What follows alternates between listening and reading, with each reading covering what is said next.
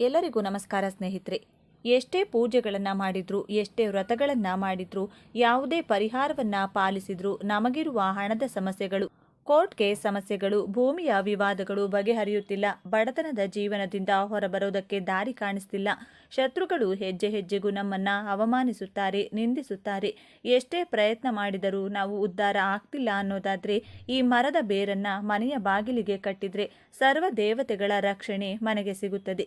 ಈ ಬೇರಿನ ಕೆಳಗೆ ಕುಟುಂಬದವರು ದಿನವೂ ಓಡಾಡಿದ್ರೆ ಕಷ್ಟಗಳೆಲ್ಲ ಮಂಜಿನಂತೆ ಕರಗಿ ಹೋಗುತ್ತದೆ. ಜೀವನದಲ್ಲಿನ ಎಲ್ಲ ವಿಧವಾದ ಸಮಸ್ಯೆಗಳು ದೂರವಾಗಲು, ಹಣದ ಏಳಿಗೆ, ನೆಮ್ಮದಿಯನ್ನ ಪಡೆಯಲು ಬಾಗಿಲಿಗೆ ಯಾವ ಬೇರನ್ನ ಕಟ್ಟಬೇಕು, ಯಾವ ವಸ್ತುವನ್ನ ಮಣ್ಣಿನಲ್ಲಿ ಊತಿಟ್ರೆ ಶುಕ್ರನ ಬಲ ಹೆಚ್ಚಾಗಿ ಧನಾಕರ್ಷಣೆಯಾಗುತ್ತದೆ ಎಂದು ಇವತ್ತಿನ ಈ ವಿಡಿಯೋದಲ್ಲಿ ಸಂಪೂರ್ಣವಾಗಿ ತಿಳಿಸಿಕೊಡ್ತೀನಿ. ಬನ್ನಿ. ಅದಕ್ಕೂ ಮುನ್ನ ನೀವಿನ್ನು ಚಾನಲ್ಗೆ ಸಬ್ಸ್ಕ್ರೈಬ್ ಆಗಿಲ್ಲ ಅಂದರೆ ಈಗಲೇ ಸಬ್ಸ್ಕ್ರೈಬ್ ಆಗಿ, ಹಾಗೆ ವಿಡಿಯೋಗೆ ಲೈಕ್ ಮಾಡಿ, ವಿಡಿಯೋ ಸ್ಕಿಪ್ ಮಾಡದೆ ಕೊನೆ ತನಕ ನೋಡಿ. ಎಲ್ಲರೂ ಭಕ್ತಿಯಿಂದ ಓಂ ಶ್ರೀ ಮಹಾಲಕ್ಷ್ಮಿ ನಮಃ ಅಂತ ಕಮೆಂಟ್ ಮಾಡಿ.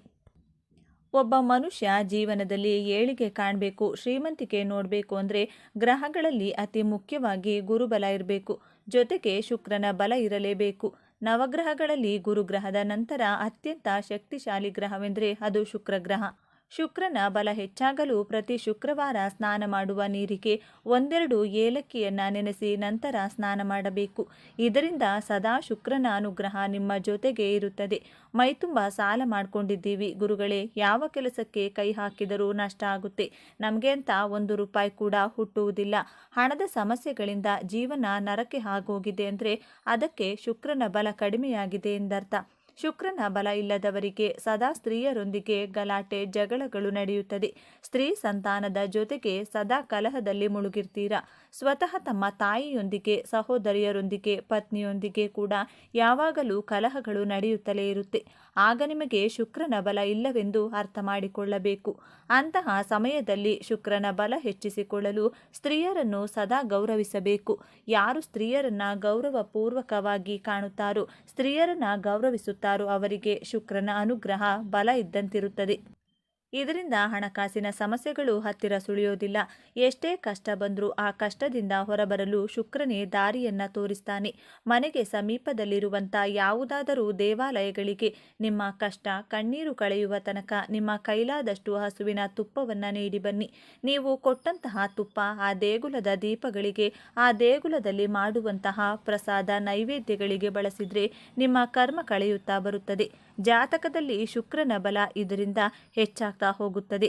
ಆರೋಗ್ಯ, ಹಣಕಾಸು, ಸಂಸಾರ, ವಿದ್ಯೆ, ಉದ್ಯೋಗ ಪ್ರತಿ ವಿಚಾರದಲ್ಲೂ ಪ್ರತಿ ರಂಗದಲ್ಲೂ ಏಳಿಗೆಯಾಗುತ್ತದೆ. ಹಣದ ನೆಮ್ಮದಿಯನ್ನು ನೀವು ಇದರಿಂದ ಕಾಣಬಹುದು. ಒಂದಲ್ಲ ಒಂದು ಮೂಲದಿಂದ ಹಣ ಬಂದು ಸದಾ ಕೈನಲ್ಲಿ ದುಡ್ಡು ಚೆನ್ನಾಗಿ ಓಡಾಡುತ್ತದೆ. ಈಗಿನ ಕಾಲದಲ್ಲಿ ಪ್ರತಿಯೊಬ್ಬರಿಗೂ ಇರುವ ಮುಖ್ಯ ಸಮಸ್ಯೆ ಅಂದರೆ ಸಂಪಾದನೆ ಮಾಡಿದ್ದು ಕೈನಲ್ಲಿ ನಿಲ್ಲೋದಿಲ್ಲ. ಋಣಬಾಧೆಗಳಿಂದ, ಸಾಲದ ಸುಳಿ, ಹಣದ ವಿಪರೀತ ಸಮಸ್ಯೆ. ಒಂದು ದಿನವೂ ನೆಮ್ಮದಿಯಾಗಿ ನಿದ್ರಿಸಲು ಸಾಧ್ಯವಾಗುವುದಿಲ್ಲ. ಜೀವನದಲ್ಲಿ ಎಲ್ಲವನ್ನೂ ಕಳೆದುಕೊಂಡು ನೆಮ್ಮದಿಯೇ ಇಲ್ಲದ ಜೀವನವನ್ನು ನಡೆಸುತ್ತಿರುತ್ತಾರೆ. ಎಲ್ಲ ಪರಿಹಾರಗಳನ್ನು ಮಾಡಿ ಇನ್ಮೇಲೆ ಯಾವುದು ಬೇಡ ಭಗವಂತ ಇಟ್ಟ ರೀತಿ ಬದುಕು ಬಿಡೋಣ ಅನ್ನುವಷ್ಟು ನೊಂದಿರುತ್ತಾರೆ. ಅಂಥವರು ಈ ಒಂದು ಬೇರನ್ನು ಸ್ಪರ್ಶಿಸಿದರೆ, ಮನೆಯ ಬಾಗಿಲಿಗೆ ಈ ವಿಧಾನದಲ್ಲಿ ಕಟ್ಟಿದರೆ ಅದ್ಭುತಗಳು ಜೀವನದಲ್ಲಿ ನಡೆಯುವುದಕ್ಕೆ ಶುರುವಾಗುತ್ತದೆ.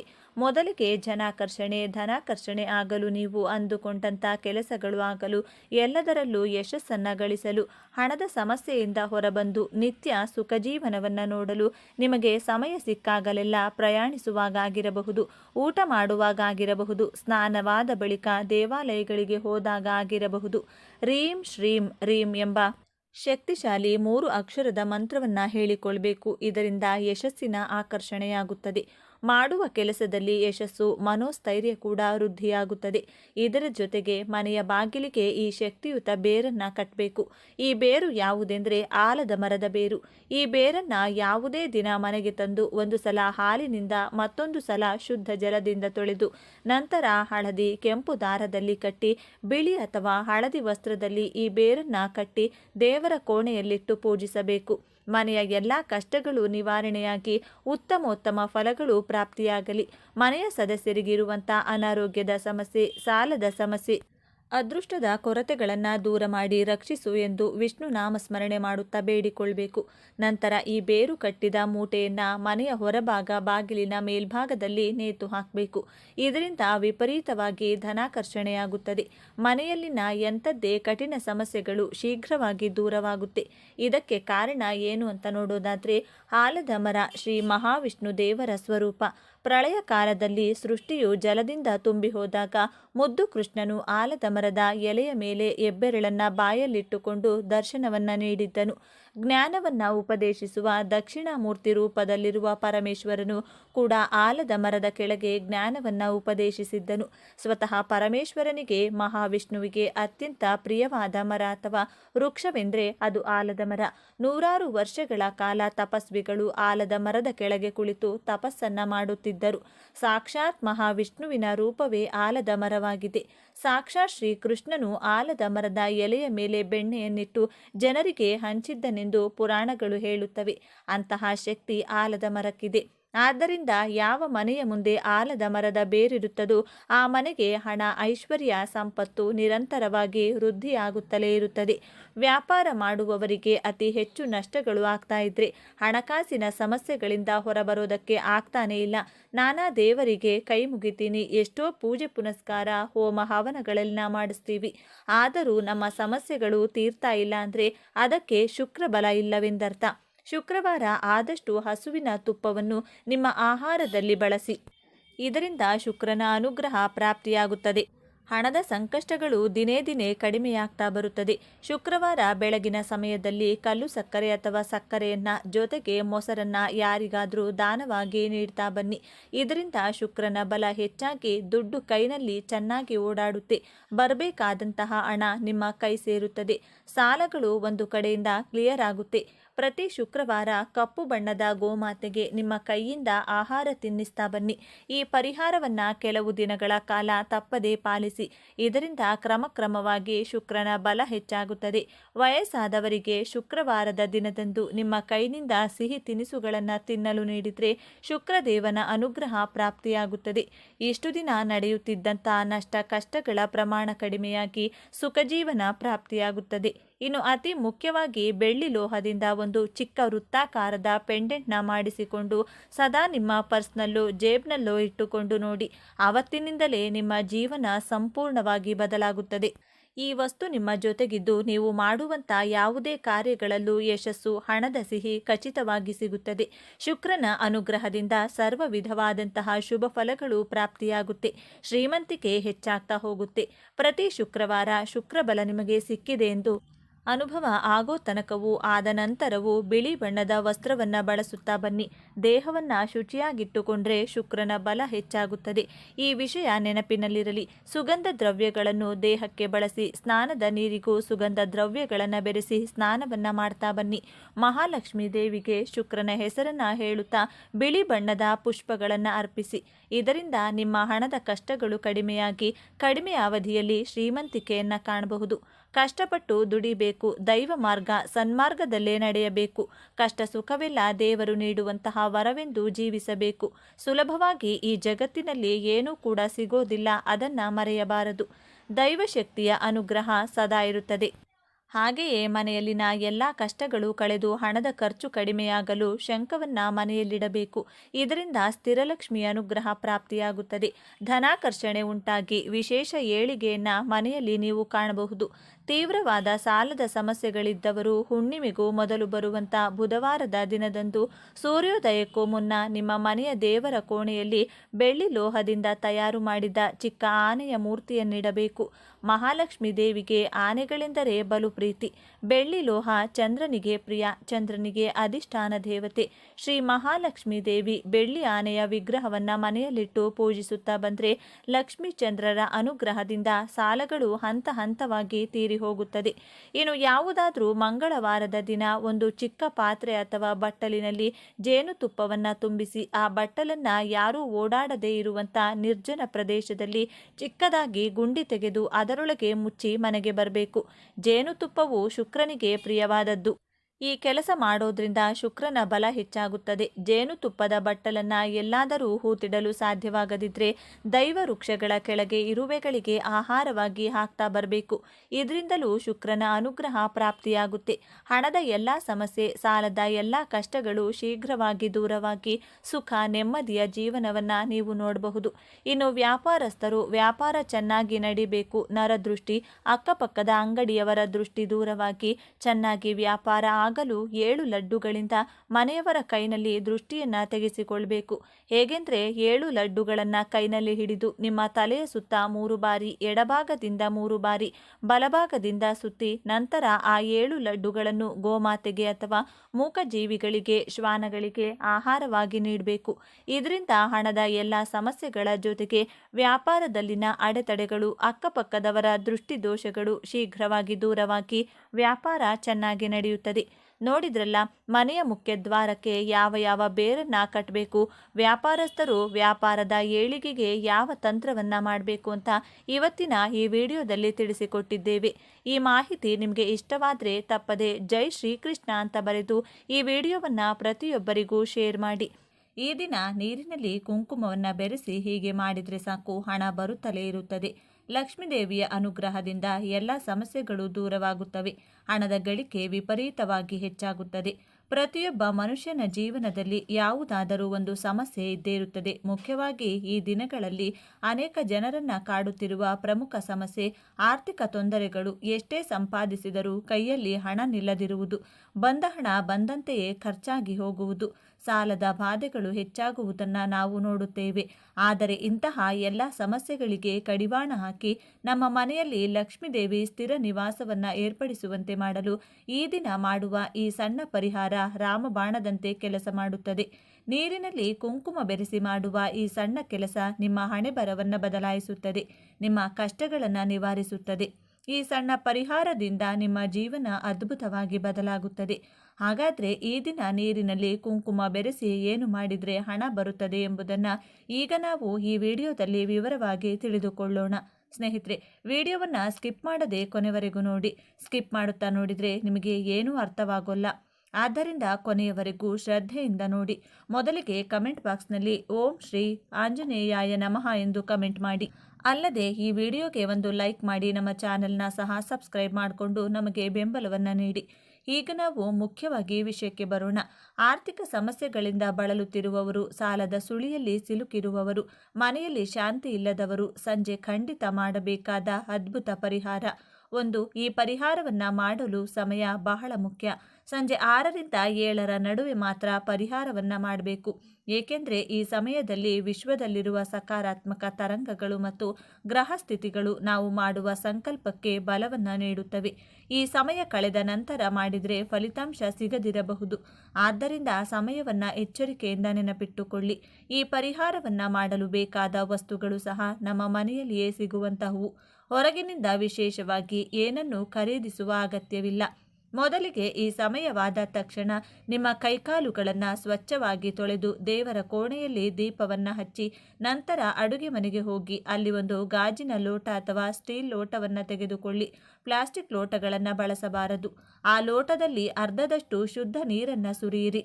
ನೀರು ಶಕ್ತಿಯನ್ನು ಹೀರಿಕೊಳ್ಳುವ ಗುಣವನ್ನು ಹೊಂದಿದೆ. ಈಗ ಆ ನೀರಿಗೆ 12 ಚಮಚ ಕುಂಕುಮವನ್ನು ಹಾಕಿ, ನಾವು ಪ್ರತಿದಿನ ಪೂಜೆಗೆ ಬಳಸುವ ಉತ್ತಮ ಕುಂಕುಮವನ್ನು ಬಳಸಿ. ಕುಂಕುಮ ಹಾಕಿದ ನಂತರ ಆ ನೀರನ್ನು ಚೆನ್ನಾಗಿ ಮಿಶ್ರಣ ಮಾಡಿ. ಈಗ ಆ ನೀರು ಕೆಂಪಾಗುತ್ತದೆ. ಈ ಕೆಂಪು ಬಣ್ಣವು ಶಕ್ತಿ ಮತ್ತು ವಿಜಯದ ಸಂಕೇತವಾಗಿದೆ. ನಂತರ ಆ ಕುಂಕುಮದ ನೀರಿಗೆ ಸ್ವಲ್ಪ ಜೀರಿಗೆಯನ್ನು ಹಾಕಿ, ಅಡುಗೆಯಲ್ಲಿ ಬಳಸುವ ಸಾಮಾನ್ಯ ಜೀರಿಗೆ ಸಾಕು. ನಂತರ ಅದಕ್ಕೆ ಸ್ವಲ್ಪ ಉಪ್ಪನ್ನು ಸಹ ಹಾಕಿದರೆ ಇನ್ನೂ ಒಳ್ಳೆಯದು. ಇಲ್ಲದಿದ್ದರೆ ಸ್ವಲ್ಪ ಹಾಕಿದರೂ ಪರವಾಗಿಲ್ಲ. ಕೊನೆಯದಾಗಿ ಒಂದು ಚಿಟಿಕೆ ಅರಿಶಿನ ಕೂಡ ಆ ನೀರಿನಲ್ಲಿ ಬೆರೆಸಬೇಕು. ಈಗ ನಮ್ಮ ಪರಿಹಾರಕ್ಕೆ ಬೇಕಾದ ಶಕ್ತಿಶಾಲಿ ಕುಂಕುಮ ನೀರು ತಯಾರಾಗಿದೆ. ಹೀಗೆ ತಯಾರಿಸಿದ ಈ ಕೆಂಪು ನೀರನ್ನು ಎಚ್ಚರಿಕೆಯಿಂದ ತೆಗೆದುಕೊಂಡು ನಿಮ್ಮ ಮನೆಯ ಅಡುಗೆ ಮನೆಯಲ್ಲಿ ಗ್ಯಾಸ್ ಸ್ಟವ್ ಬಳಿಗೆ ಹೋಗಿ ಅಲ್ಲಿ ಗ್ಯಾಸ್ನ ಎಡಭಾಗದಲ್ಲಿ ಈ ಗ್ಲಾಸನ್ನು ಇಡಬೇಕು. ಏಕೆ ಎಡಭಾಗದಲ್ಲಿ ಇಡಬೇಕು ಎಂದರೆ ವಾಸ್ತು ಮತ್ತು ಶಕ್ತಿ ಇದು ಬಹಳ ವಿಶೇಷವಾದದ್ದು. ಅಲ್ಲಿ ಗ್ಲಾಸ್ ಇಟ್ಟ ನಂತರ ನೀವು ಅಲ್ಲೇ ನಿಂತು 2 ಕೈಗಳನ್ನು ಜೋಡಿಸಿ ಕಣ್ಣು ಮುಚ್ಚಿಕೊಳ್ಳಿ. ಈಗ ನಿಮ್ಮ ಮನಸ್ಸಿನಲ್ಲಿರುವ ಆಸೆ ಅಥವಾ ಸಮಸ್ಯೆಯನ್ನು ಸಂಕಲ್ಪದ ರೂಪದಲ್ಲಿ ಹೇಳಿಕೊಳ್ಬೇಕು. ನನ್ನಲ್ಲಿರುವ ಆರ್ಥಿಕ ಕಷ್ಟಗಳು ದೂರವಾಗಬೇಕು, ಸಾಲದ ಬಾಧೆಗಳು ತೀರಬೇಕು, ಮನೆಯಲ್ಲಿ ಹಣ ನಿಲ್ಲಬೇಕು, ನನ್ನ ಕುಟುಂಬ ಸುಖ ಸಂತೋಷಗಳಿಂದ ಇರಬೇಕು ಎಂದು ಗಟ್ಟಿಯಾಗಿ ನಂಬಿಕೆಯಿಂದ ಕೇಳಿಕೊಳ್ಬೇಕು. ನಿಮ್ಮ ಸಂಕಲ್ಪ ಎಷ್ಟು ಬಲವಾಗಿದೆಯೋ ಅಷ್ಟು ಬೇಗ ಫಲಿತಾಂಶ ಬರುತ್ತದೆ. ಹೀಗೆ ಪ್ರಾರ್ಥಿಸಿದ ನಂತರ ಆ ಗ್ಲಾಸನ್ನು ಅಲ್ಲೇ ಬಿಟ್ಟು ಬಿಡಿ. ಆ ರಾತ್ರಿಯೆಲ್ಲ ಗ್ಲಾಸ್ ಅಲ್ಲಿಯೇ ಇರಬೇಕು. ತಪ್ಪಿಯೂ ಅದನ್ನು ಕದಲಿಸುವುದು ಅಥವಾ ನೀರನ್ನು ಕೆಳಗೆ ಚೆಲ್ಲುವುದನ್ನು ಮಾಡಬಾರದು. ಅಡುಗೆ ಮಾಡುವಾಗಲೂ ಆ ಗ್ಲಾಸ್ಗೆ ಏನೂ ತಾಗದಂತೆ ನೋಡಿಕೊಳ್ಳಿ. ಮರುದಿನ ಬೆಳಿಗ್ಗೆ ಎದ್ದ ನಂತರ ಸ್ನಾನ ಮಾಡಿ ಆ ಗ್ಲಾಸ್ನಲ್ಲಿರುವ ನೀರನ್ನು ತೆಗೆದುಕೊಂಡು ಮನೆಯ ಹೊರಗಿರುವ ಯಾವುದಾದರೂ ಕಸದ ಗಿಡದ ಬುಡದಲ್ಲಿ ಅಥವಾ ಯಾರೂ ತುಳಿಯದ ಪ್ರದೇಶದಲ್ಲಿ ಸುರಿಯಬೇಕು. ನೆನಪಿಡಿ, ಈ ನೀರನ್ನು ತುಳಸಿ ಗಿಡಗಳಿಗೆ ಮಾತ್ರ ಅಪ್ಪಿತಪ್ಪಿಯೂ ಸುರಿಯಬಾರದು. ಹಾಗೆಯೇ ಹೂವಿನ ಗಿಡಗಳಿಗೂ ಸುರಿಯದೆ ಯಾವುದಾದರೂ ಕಸದ ಗಿಡಗಳಿಗೆ ಸುರಿಯುವುದು ಉತ್ತಮ. ಏಕೆಂದರೆ ಈ ನೀರು ಮನೆಯಲ್ಲಿರುವ ನಕಾರಾತ್ಮಕ ಶಕ್ತಿ ಮತ್ತು ದಾರಿದ್ರ್ಯವನ್ನು ಹೀರಿಕೊಂಡಿರುತ್ತದೆ. ಇದನ್ನು ತುಳಸಿಯಂತಹ ಪವಿತ್ರ ಗಿಡಗಳಿಂದ ದೂರವಿಡಿ. ಗ್ಲಾಸನ್ನು ಸ್ವಚ್ಛವಾಗಿ ತೊಳೆದು ಎಂದಿನಂತೆ ಬಳಸಬಹುದು.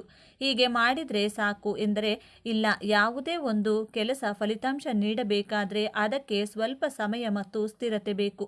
ಅದಕ್ಕಾಗಿಯೇ ಪರಿಹಾರವನ್ನು ಸತತವಾಗಿ 5 ಕಾಲ ಮಾಡಬೇಕು. ಮಧ್ಯದಲ್ಲಿ ಮಹಿಳೆಯರಿಗೆ ಮುಟ್ಟಾದರೆ ಈ ವಾರ ನಿಲ್ಲಿಸಿ ಮುಂದಿನ ವಾರ ಮುಂದುವರಿಸಬಹುದು. ಹೀಗೆ 5 ವಾರಗಳು ಪೂರ್ಣಗೊಳ್ಳುವ ಹೊತ್ತಿಗೆ ನಿಮ್ಮ ಆರ್ಥಿಕ ಪರಿಸ್ಥಿತಿಯಲ್ಲಿ ಖಚಿತವಾದ ಬದಲಾವಣೆಗಳನ್ನು ನೀವು ಗಮನಿಸುತ್ತೀರಿ. ವಾಸ್ತವವಾಗಿ ಈ ವಸ್ತುಗಳನ್ನು ಏಕೆ ಬಳಸಬೇಕು, ಇದರಲ್ಲಿರುವ ರಹಸ್ಯವೇನು ಎಂದು ನಿಮಗೆ ಸಂದೇಹ ಬರಬಹುದು. ಅದಕ್ಕೂ ಒಂದು ಬಲವಾದ ಕಾರಣವಿದೆ. ನಾವು ಈ ಪರಿಹಾರದಲ್ಲಿ ಬಳಸಿದ ಪ್ರತಿಯೊಂದು ವಸ್ತುವಿಗೂ ಒಂದು ವಿಶಿಷ್ಟ ಶಕ್ತಿ ಇದೆ. ಮೊದಲಿಗೆ ನೀರಿಗೆ ಜ್ಞಾಪಕ ಶಕ್ತಿ ಇರುತ್ತದೆ. ಇದು ನಮ್ಮ ಸಂಕಲ್ಪವನ್ನು ಗ್ರಹಿಸುತ್ತದೆ. ಅದಕ್ಕಾಗಿಯೇ ಪೂಜೆಗಳಾದ ನೀರನ್ನು ಕಲಶದ ರೂಪದಲ್ಲಿ ಇಡುತ್ತೇವೆ. ಕುಂಕುಮದ ವಿಷಯಕ್ಕೆ ಬಂದರೆ ಎಂದರೆ ಇದು ಸಾಕ್ಷಾತ್ ಅಮ್ಮನವರ ಸ್ವರೂಪ. ಕುಂಕುಮ ಎಂದರೆ ಮಂಗಳಕರ. ಇದು ಕುಜನಿಗೆ ಸಂಬಂಧಿಸಿದ ಬಣ್ಣದಲ್ಲಿರುವುದರಿಂದ ಕುಜ ದೋಷಗಳನ್ನು ನಿವಾರಿಸಿ ಧೈರ್ಯ, ವಿಜಯವನ್ನು ನೀಡುತ್ತದೆ. ಆರ್ಥಿಕ ಸಮಸ್ಯೆಗಳನ್ನು ಜಯಿಸಲು ಬೇಕಾದ ಶಕ್ತಿಯನ್ನು ಕುಂಕುಮ ಪ್ರಸಾದಿಸುತ್ತದೆ. ಇನ್ನು ಉಪ್ಪು, ಆಧ್ಯಾತ್ಮಿಕವಾಗಿ ಉಪ್ಪು ಲಕ್ಷ್ಮಿಯ ಸ್ವರೂಪ. ಸಮುದ್ರ ಗರ್ಭದಿಂದ ಹುಟ್ಟಿದೆ. ಆದ್ದರಿಂದ ಇದು ನಕಾರಾತ್ಮಕ ಶಕ್ತಿಯನ್ನು ಅಂದರೆ ನಮ್ಮ ಸುತ್ತಲಿರುವ ಕೆಟ್ಟ ದೃಷ್ಟಿ, ನರದೋಷವನ್ನು ಹೀರಿಕೊಳ್ಳುವ ಅದ್ಭುತ ಶಕ್ತಿಯನ್ನು ಹೊಂದಿದೆ. ಹೆಚ್ಚಿನ ಜನರು ದೃಷ್ಟಿ ತೆಗೆಯಲು ಉಪ್ಪನ್ನು ಬಳಸಲು ಇದೇ ಕಾರಣ. ಈ ನೀರಿನಲ್ಲಿ ಉಪ್ಪು ಹಾಕೋದ್ರಿಂದ ನಿಮ್ಮ ಮನೆಯ ಮೇಲೆ, ನಿಮ್ಮ ಕುಟುಂಬದ ಮೇಲೆ ಇರುವ ನರದೃಷ್ಟಿ, ಕೆಟ್ಟು ದೃಷ್ಟಿಗಳು ಎಲ್ಲವೂ ದೂರವಾಗುತ್ತದೆ. ನಂತರ ನಾವು ಬಳಸಿದ್ದು ಜೀರಿಗೆ. ಅನೇಕರಿಗೆ ಗೊತ್ತಿಲ್ಲದ ವಿಷಯವೆಂದರೆ ಜೀರಿಗೆ ಹಣವನ್ನು ಆಕರ್ಷಿಸುವಲ್ಲಿ ಅದ್ಭುತವಾಗಿ ಕೆಲಸ ಮಾಡುತ್ತದೆ. ಪ್ರಾಚೀನ ಕಾಲದಿಂದಲೂ ತತ್ವಶಾಸ್ತ್ರದಲ್ಲಿ ಧನಕೃಷ್ಣಕ್ಕೆ ಜೀರಿಗೆಯನ್ನು ಬಳಸುತ್ತಾರೆ. ಇದು ಅಡೆತಡೆಗಳನ್ನು ನಿವಾರಿಸಿ ಕೆಲಸಗಳು ಸುಲಭವಾಗಿ ನಡೆಯುವಂತೆ ಮಾಡುತ್ತದೆ. ಇನ್ನು ಕೊನೆಯದಾಗಿ ಅರಿಶಿನ. ಗುರುಗ್ರಹಕ್ಕೆ ಸಂಕೇತ. ಗುರುಕಾರಕ ಅರಿಶಿನ ಎಲ್ಲಿದೆಯೋ ಅಲ್ಲಿ ಶುಭವಾಗುತ್ತದೆ. ಅರಿಶಿನ ಕೀಟನಾಶಕವಾಗಿ ಹೇಗೆ ಕೆಲಸ ಮಾಡುತ್ತದೆಯೋ ಹಾಗೆಯೇ ನಮ್ಮ ಜೀವನದಲ್ಲಿರುವ ಕಷ್ಟಗಳನ್ನು ಸಹ ದೂರ ಮಾಡುತ್ತದೆ. ಹೀಗೆ ಈ 4 ವಸ್ತುಗಳು ಕುಂಕುಮ, ಉಪ್ಪು, ಜೀರಿಗೆ, ಅರಿಶಿನವನ್ನು ಬೆರೆಸಿದಾಗ ಒಂದು ಅದ್ಭುತವಾದ ಸಕಾರಾತ್ಮಕ ಶಕ್ತಿ ಉತ್ಪತ್ತಿಯಾಗುತ್ತದೆ. ಈ ಮಿಶ್ರಣವನ್ನು ನಾವು ಅಗ್ನಿ ನಿಲಯವಾದ ಅಡುಗೆ ಮನೆಯಲ್ಲಿ ಅಗ್ನಿಹೋತ್ರದ ಪಕ್ಕದಲ್ಲಿಡೋದ್ರಿಂದ ಆ ಶಕ್ತಿ ಹೆಚ್ಚಾಗಿ ಅಡುಗೆ ಮನೆ ಅನ್ನಪೂರ್ಣ ದೇವಿಯ ಸ್ಥಾನ. ಅಲ್ಲಿ ನಾವು ನಮ್ಮ ಆಸೆಯನ್ನು ಹೇಳಿಕೊಳ್ಳೋದ್ರಿಂದ ಅಮ್ಮನ ಆಶೀರ್ವಾದ ನಮಗೆ ಸಿಗುತ್ತದೆ. ಅನೇಕ ಜನರು ಎಷ್ಟೇ ಪೂಜೆಗಳನ್ನು ಮಾಡಿದರೂ, ಎಷ್ಟೇ ಪರಿಹಾರಗಳನ್ನು ಮಾಡಿದರೂ ಫಲ ಸಿಗುತ್ತಿಲ್ಲ ಎಂದು ದುಃಖಪಡುತ್ತಾರೆ. ಅದಕ್ಕೆ ಮುಖ್ಯ ಕಾರಣ ನಂಬಿಕೆ ಇಲ್ಲದಿರುವುದು. ಪರಿಹಾರ ಮಾಡಿದರೆ ಇದು ನನ್ನ ಕಷ್ಟಗಳನ್ನು ಖಂಡಿತವಾಗಿಯೂ ನಿವಾರಿಸುತ್ತದೆ ಎಂಬ ಪೂರ್ಣ ನಂಬಿಕೆಯಿಂದ ಮಾಡಬೇಕು.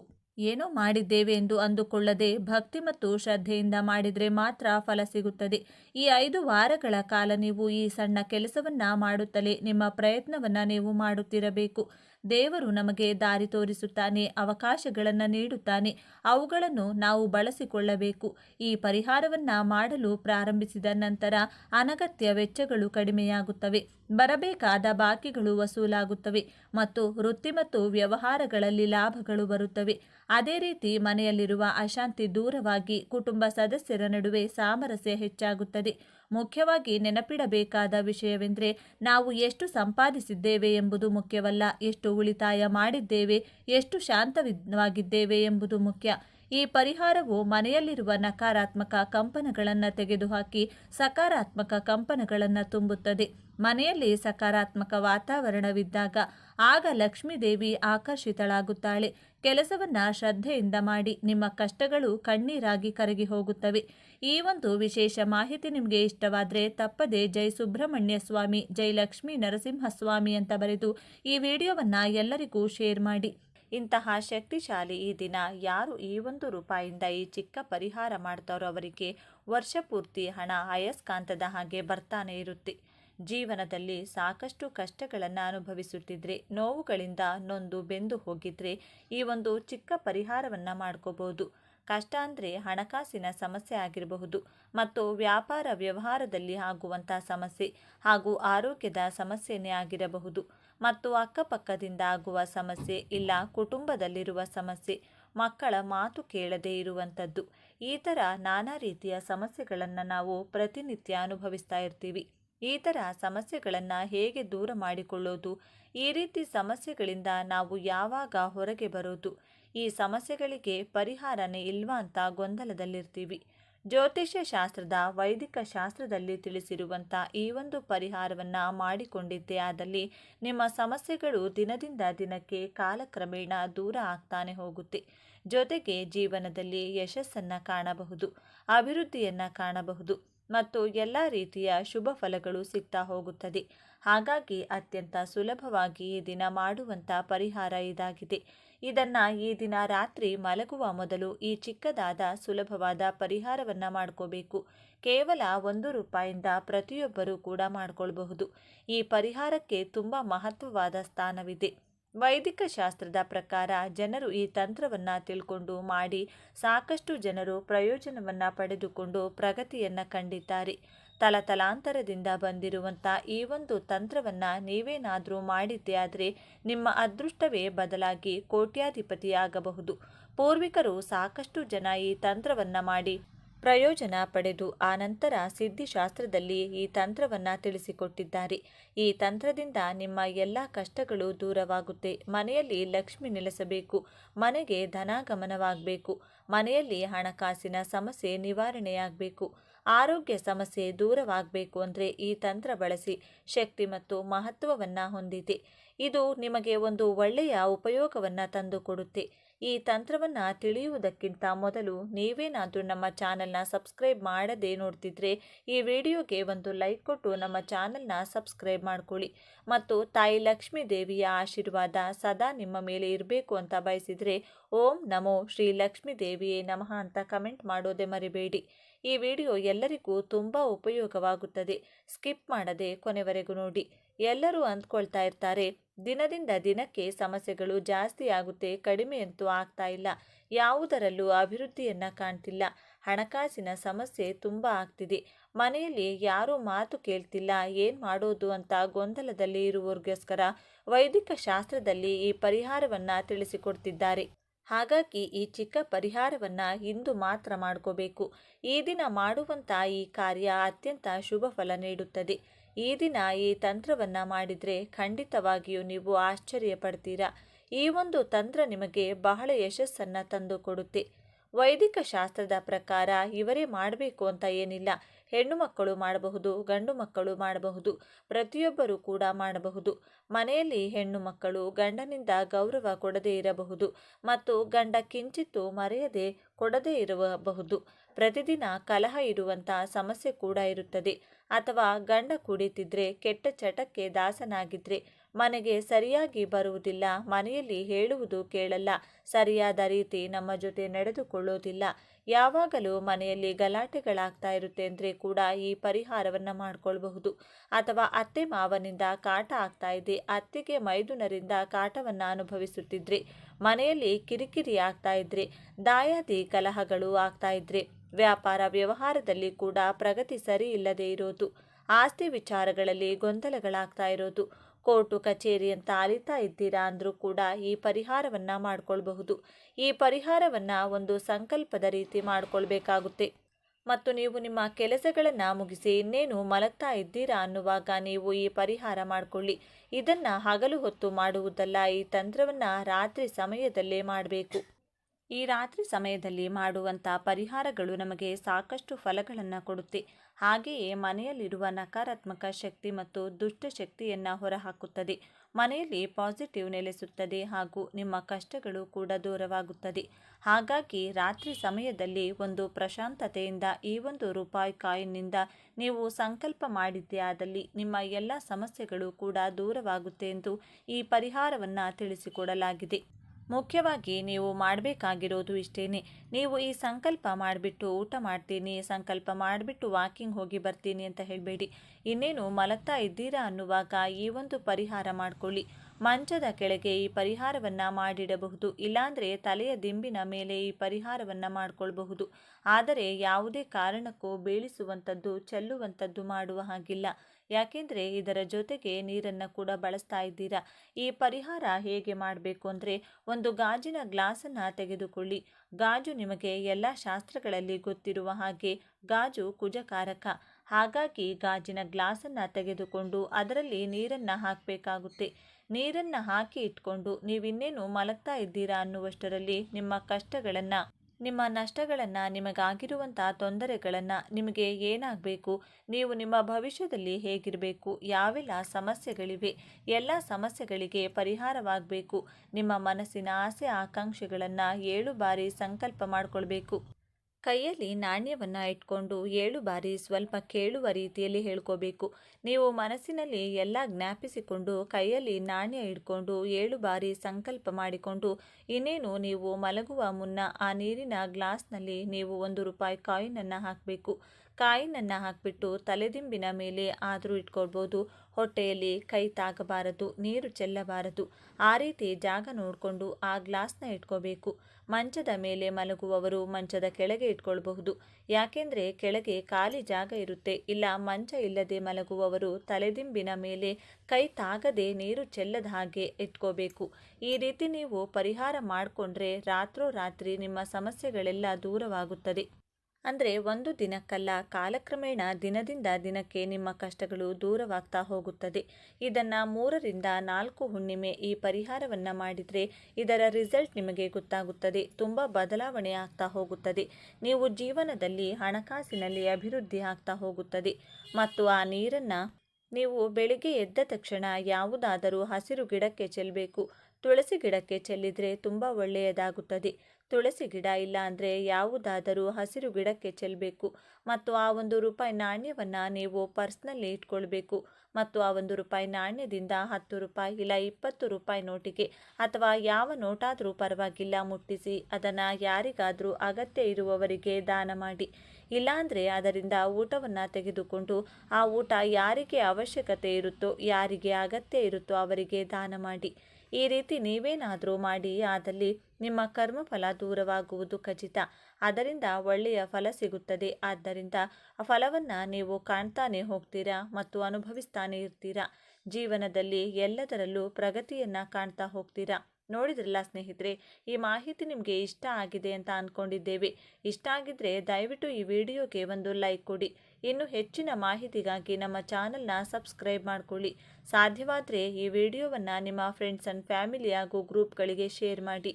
ನೀವು ಶೇರ್ ಮಾಡೋದ್ರಿಂದ ಅವರಿಗೂ ನಿಮ್ಮಿಂದ ಒಳ್ಳೆಯದಾಗಬಹುದು. ವಿಡಿಯೋ ನೋಡಿದ್ದಕ್ಕಾಗಿ ಧನ್ಯವಾದಗಳು.